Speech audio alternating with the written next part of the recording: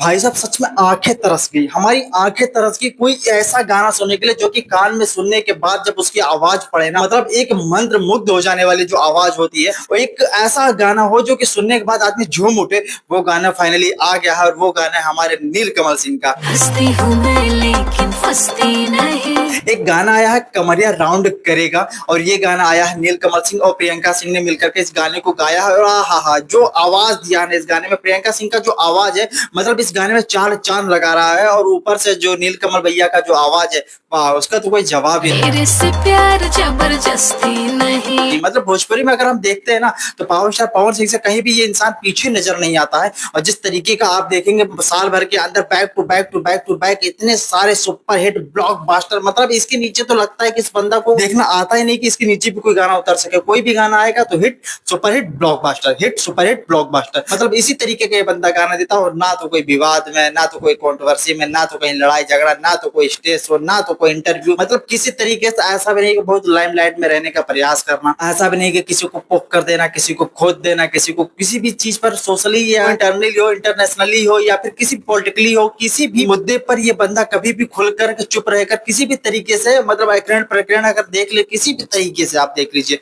वो बंदा कभी भी कुछ बोलता ही नहीं है, चाहे वो डायरेक्टली हो चाहे इनडायरेक्टली हो। इसके मुंह से किसी भी मुद्दे पर कोई भी बात नहीं निकलेगी। जैसे अभी आपने देखा ना, हाल ही में पावर स्टार पवन सिंह का एक मुद्दा हुआ था जो कि मराठियों लोगों के पास कुछ बोल दिए थे इधर उधर। तो मतलब चाहे वो किसी भी इंटेंशन से इंसान ले ले, लेकिन विवाद तो हो गया ना। केसरीलाल यादव के साथ विवाद होता था ना, उनके पर्सनली बहुत सारे मैटर हुए हैं ना। तो मतलब कंट्रोवर्सी, मतलब पावर स्टार मतलब कंट्रोवर्सी, मतलब इनका बहुत ज्यादा बढ़िया गहरा संबंध, मतलब लगता है कंट्रोवर्सी इनका कोई पारिवारिक संबंध है। कभी मोनिका के साथ कुछ हो जाता है तो उस पर कंट्रोवर्सी हो जाती है, कभी किसी के साथ कुछ हो जाता है। मतलब ये बंदा हमेशा कंट्रोवर्सी में ही रहता है। अगर उसके बावजूद अगर ये गाना चला ले रहे हैं तो बहुत बड़ी बात नहीं है। जिस तरीके से होता है ना कि एक इंसान बहुत शांत मोड में बैठा हुआ है, जैसे नीलकमल सिंह का अगर हम उदाहरण देते हैं, तो इनका गाना आप कभी भी देख लीजिए, तो ऐसा गाना कोई फ्लॉप वाला गाना नहीं देता है कि चलो 2 महीना हो गया, पता चले 5-6 लाख व्यू गया है, 2 लाख व्यू गया, इस तरीके इनका नहीं होता।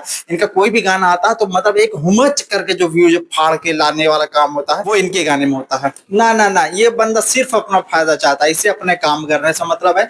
इसे ऐसा भी नहीं कि इनको ऐसे केवल इंडस्ट्री से काम मिल रहा है। अभी हाल ही में अगर आप देखेंगे तो एक गाने और लास्ट गाने से अगर आप देखेंगे तो 4 महीने के अंदर 3 बॉलीवुड सॉन्ग, वो भी टी सीरीज से लेकर के आया है बंदा। एक होली का सॉन्ग भी था और 2 गाना ऐसा था, मतलब जो लोकगीत होता है वो गाना, वो भी टी सीरीज, जो दुनिया की सबसे म्यूजिक कंपनी में सबसे नंबर 1 पर आती है, टोटल मिला के नंबर 2 पर आती है। 300 मिलियन वाला एक चैनल है, 300 मिलियन सब्सक्राइबर है जिसके, और उस चैनल से अगर नीलकमल सिंह का गाना आ रहा है, जो कि पावर स्टार का भी गाना आ चुका है, लेकिन कभी कभी आता है साल में एक आठो, 2 साल में एक, तो लेकिन 4 महीने में 3 गाना लाकर के जो चांप दिए ना, मतलब ये लेवलिटी तो ये सिद्ध कर देते हैं, मतलब ये सर्टिफिकेट तो दे देता है कि भोजपुरी का अगर सबसे बड़ा कोई सुपरस्टार है। अगर इन सारी चीजों को आप देख करके उसके बावजूद अगर जजमेंट देते हैं तो नीलकमल सिंह नंबर 1 पर आएंगे, क्योंकि ना तो कोई कंट्रोवर्सी, ना तो कोई इंटरव्यू, ना तो कोई स्टेज शो, और इन सारी चीजों को करने के बावजूद ये सब सारी चीजें जब इनके से नहीं होती है, ये मार्केट में उतना नहीं दिखते हैं। ये एक बार एक डायलॉग बोले थे, बहुत कंट्रोवर्सी उस पर भी हो गया था। ये बोले थे हम सिर्फ सुनाई देते हैं, हम दिखाई नहीं देते हैं,